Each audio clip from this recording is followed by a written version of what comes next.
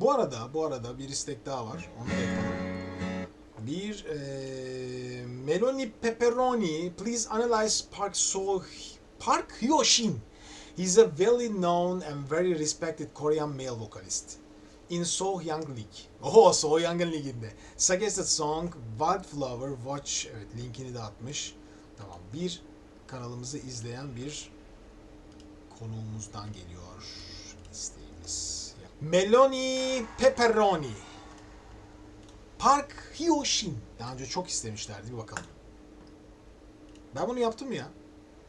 Emin olamadım ya. Sanki. Wow, girişe bak.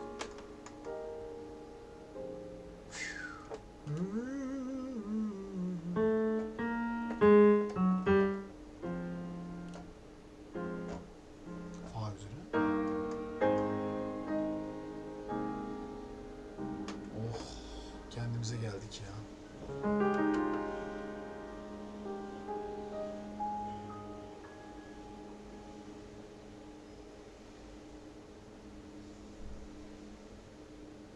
Piyanonun tınısı hala durmadı.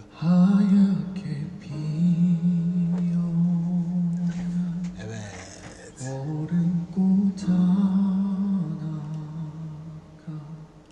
Beyaz mikrofonu ve beyaz kulaklıkları ve beyaz saçı. İmaj güzel. Ne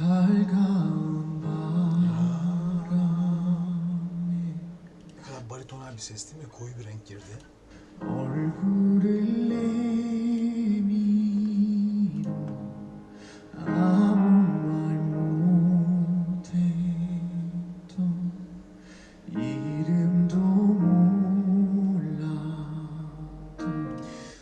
Şimdi parça bir balat belli. Okuyuş stiline hani vibratolara bakarsanız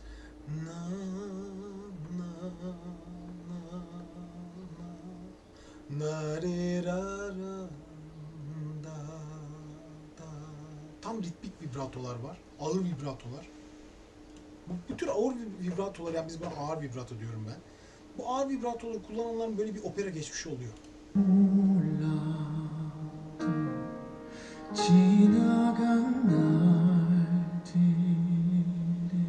Çok lirik.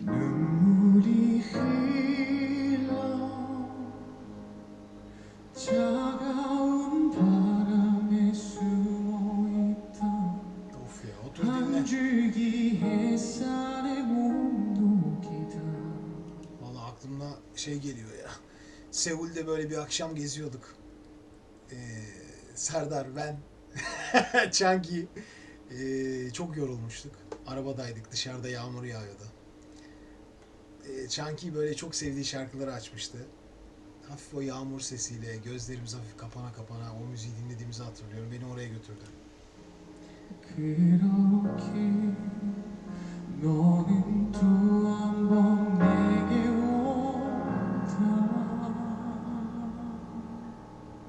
Piyano nefis.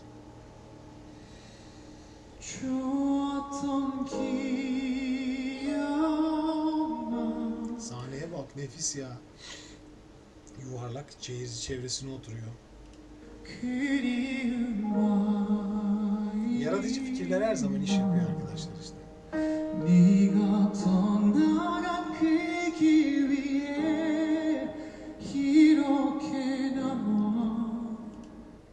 Genelde bizde mikrofonlar hani böyle yukarı koyma var ya, bakın tam dudak hizasına ayarlanmış ki vokal çok fazla boynunu kaldırmasın diye.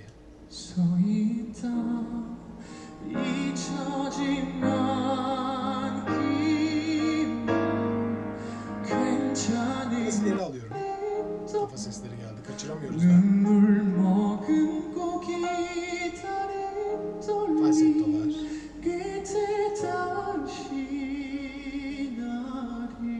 Şarkı çok lirik okuyan bir şarkıcı zaten. İnanılmaz dramatik ve duygusal okuyor.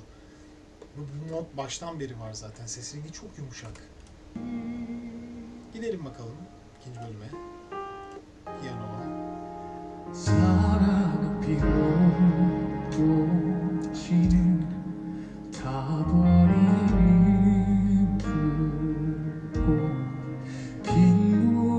Geçiyorum. Benzer şeyler.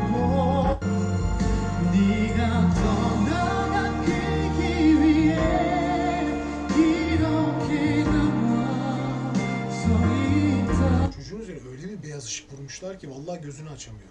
İmkansız zaten açması yani. Gözünü açsa gider gözler. Bu kadar ağır spotlar. Bir de alttan beyaz ışık var vuran. Yani ben hatırlıyorum seneler önce İstanbul'da bir konser vermiştik belediyede. Pendik'te miydi? Pendik konser salonunda. Tam gözümün içine bir tane spot vuruyorlardı. Yani bembeyaz bir spot.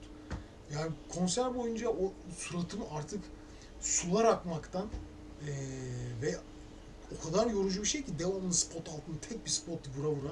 Burada böyle spot yağıyor çocuğun üzerine. Hiç gözünü açmadı o nedenle. Ben olsam ben de açmazdım.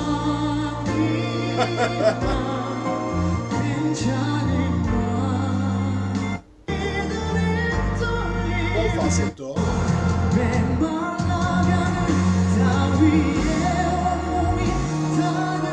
Bakalım neler çıkacak, başka bir şeyler var mı sizde?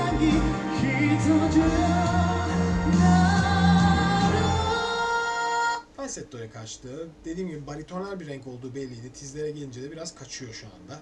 Bakın buraya kadar tam ses. Tam ses. Falsetto.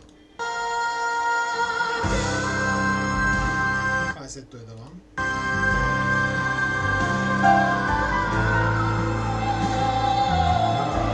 Göğüs sesine doğru geçiyor.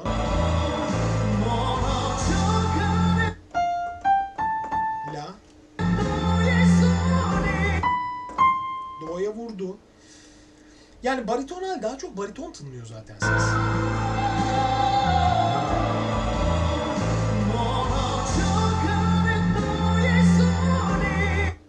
Do çıktı mı? Çıktı.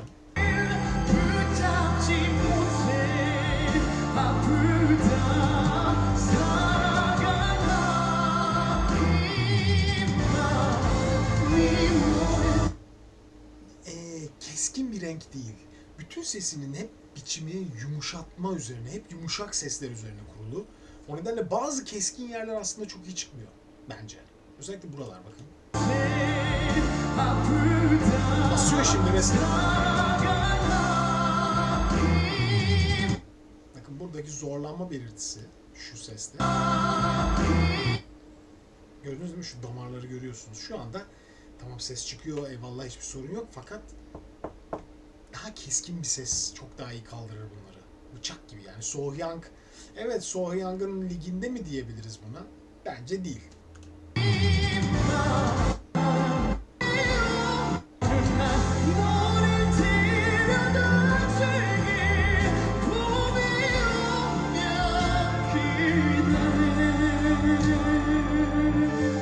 Son derece lirik bir okumaydı.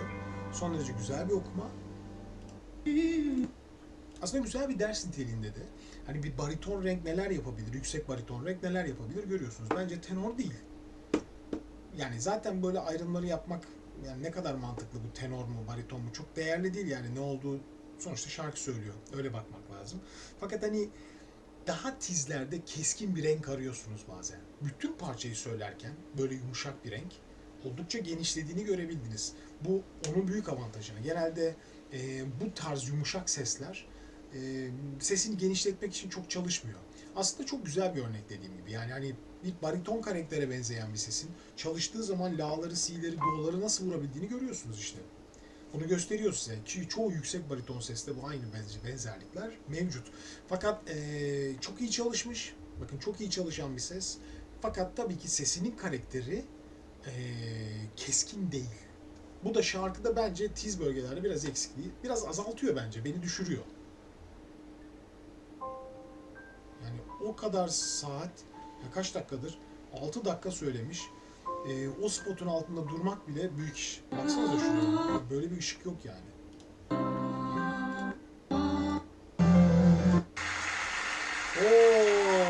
Ne olmuş ya sonunda? Ağlayarak bitirmiş Park Yoshin.